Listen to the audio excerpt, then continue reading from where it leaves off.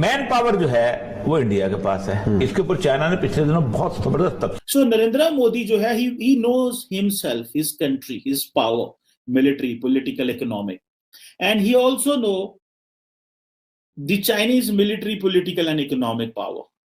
So he is not going to get engaged with the Chinese. वो Chinese के साथ इस तरह एंगेज नहीं होंगे। भारत की सब सुनते हैं और ये बड़ी एक ओपन सीक्रेट है कि भारत की बात सारे कंट्रीज, पूरी दुनिया की कंट्रीज इसलिए सुनती हैं कि भारत पैसे रखता है, भारत के पास पैसा है, उनको भारत से बिजनेस मिलता है, वो भारत के साथ बात करते हैं तो उनको मालूम होता है कि कोई ना कोई चीज, कोई ना कोई प्रोडक्ट जो है वो हमारे यहाँ की बिक जाएगी। इंडिया जिस नहज पे चल पड़ा है, जिस पोजीशन पे चल पड़ा है, जिस लेवल पे वो अपना असला खरीद रहा है, वो फ्रांस के पास जा रहा है, वो उसके पास जा रहा है, वो इसराइल के पास जा रहा है, वो अमेरिका के पास जा रहा है, जिस लेवल पे वो जा रहा है, उनका मिलिट्री एक्सपेंडिचर हो रहा है। हमें अपने बॉर्डर्स पे मामला ठीक ही चाहिए। हम इस पोजीशन में नहीं हैं कि हम हमारे बॉर्डर्स पे मामला मजीद खराब है।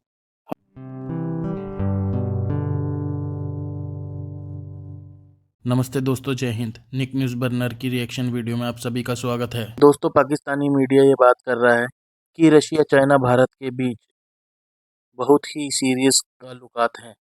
भारत के साथ रशिया और चाइना का बिलियंस में कारोबार होता है। दोस्तों, करीब 1 साल पहले रशिया यूक्रेन का युद्ध चल रहा था। तब यूरोपियन कंट्री ने रशिया का बायकॉट कर दिया था। तब भारत ने एक दोस्त की तरह रशिया के सामने आया और रशिया से ऑयल खरीदा।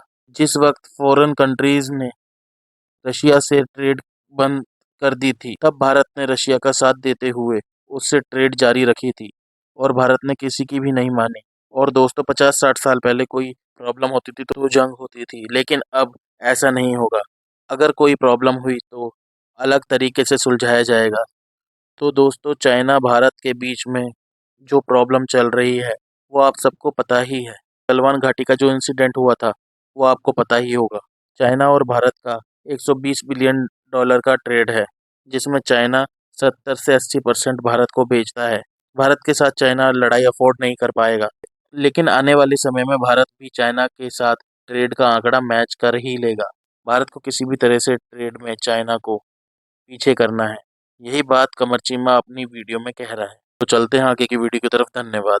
भारत की सब सुनते हैं और ये बड़ी एक ओपन सीक्रेट है कि भारत की बात सारे कंट्रीज, पूरी दुनिया की कंट्रीज इसलिए सुनती हैं कि भारत पैसे रखता है, भारत के पास पैसा है, उनको भारत से बिजनेस मिलता है, वो भारत के साथ बात करते हैं तो उनको मालूम होता है कि कोई ना कोई चीज, कोई ना कोई प्रोडक्ट जो है वो हमारे यहाँ की बिक जाएगी। या फिर ये कि भारत के यहाँ से कोई ना कोई ऐसा आएगा जो एजुकेशन में बहुत हाईली एजुकेटेड होगा और कुछ ना कुछ काबिल होगा, जिसको हम अपने सीईओ लगा देंगे। हमारे यहाँ तो काबिलियत नाम की कोई चीज फिलहाल तो हमें नजर आई नहीं है। थोड़ी बहुत जो थी एक आदमी तो वो बाहर चले गए और पाकिस्तान के लिए जाहिर है काम नहीं कर रहे, बाहर ही हैं और इसी किसी और कंट्री में यानी वो अपनी सर्विसेज दे रहे हैं, क्योंकि यहाँ पर आपने ऐसा कोई मौका या ऐसा कोई अपॉर्चुनिटी रखी ही नहीं कि कोई यहाँ पर रुकना चाहे।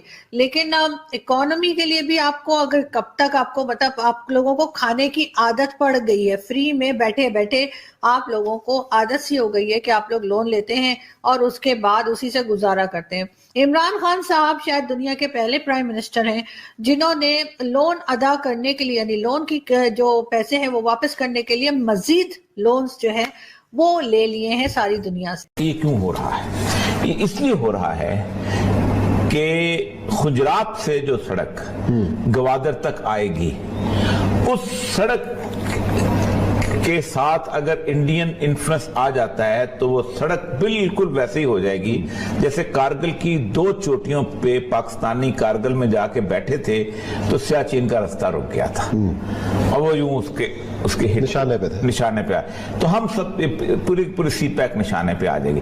तो सी पैक अगर निशाने पे आ गया तो इसका मतलब यह है कि आप किसी भी दिन उस पीस टाइम पीरियड को वॉर टाइम में ठीक है। इंडिया जिस नहज पे चल पड़ा है, जिस पोजीशन पे चल पड़ा है, जिस लेवल पे वो अपना असला खरीद रहा है, वो फ्रांस के पास जा रहा है, वो उसके पास जा रहा है, वो इसराइल के पास जा रहा है, वो अमेरिका के पास जा रहा है, जिस लेवल पे वो जा रहा है, उनका मिलिट्री एक्सपेंडिचर हो रहा है। हमें अपने बॉर्डर्स पे मामला ठीक ही चाहिए। हम इस पोजीशन में नहीं हैं कि हम हमारे बॉर्डर्स पे मामला मजीद खराब है। हमने देखा है 40 साल अफगानिस्तान में क्या हुआ, और इंडियंस बेवकूफ नहीं है, वो कभी भी नरेंद्र मोदी शी जिनपिंग के साथ मिलिटरली इंगेज नहीं होंगे।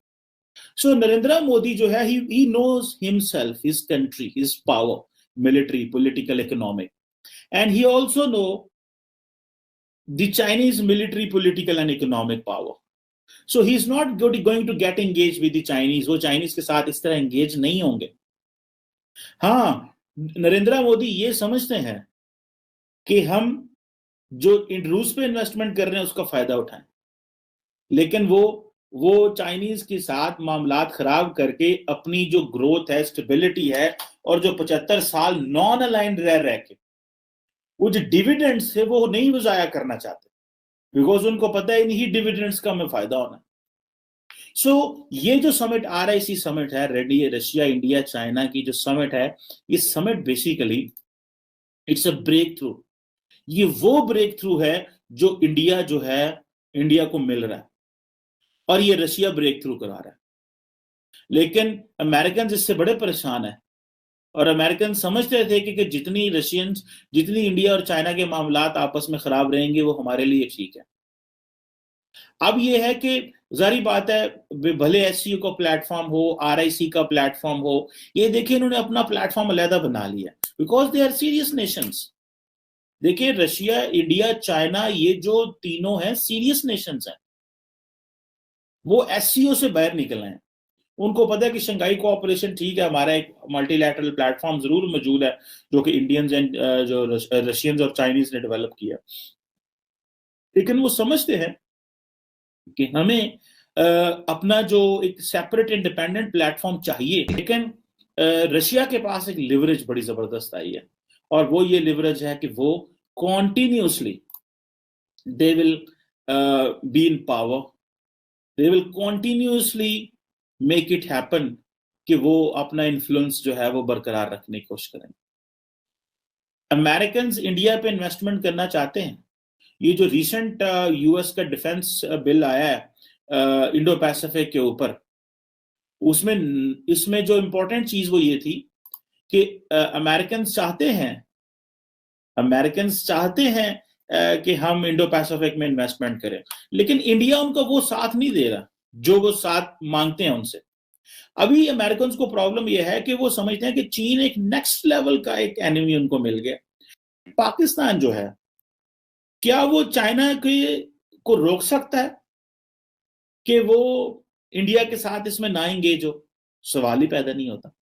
हम कैसे उनको रोक सकते हैं? लेकिन अगर पाकिस्तान अमेरिका के डेमोक्रेटिक समिट में नहीं जाता तो चाइनीज जो है वो नारे मारते हैं, और चाइनीज जो है वो अपना, उनके जो फॉरेन ऑफिस के लोग हैं वो ट्वीट करते हैं और कहते हैं हमारी बड़ी अच्छी दोस्ती है।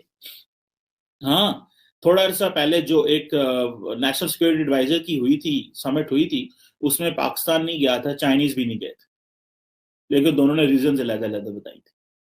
सो हमें इस चीज को समझना ये है कि इंडिया चाइना की अगर बर्फ पिघलती है तो उससे पाकिस्तान को फायदा होगा कि पाकिस्तान को नुकसान। दोस्तों, अगर आपको हमारी वीडियो पसंद आई है तो प्लीज़ लाइक ज़रूर करें और साथ में शेयर करना ना भूलें। और साथ ही दोस्तों, ऐसी ही लेटेस्ट वीडियो देखने के लिए हमारे चैनल को सब्सक्राइब करें, साथ ही बेल का आइकन जरूर दबाएं ताकि सबसे पहले आपको हमारी वीडियो की नोटिफिकेशन मिल सके। धन्यवाद।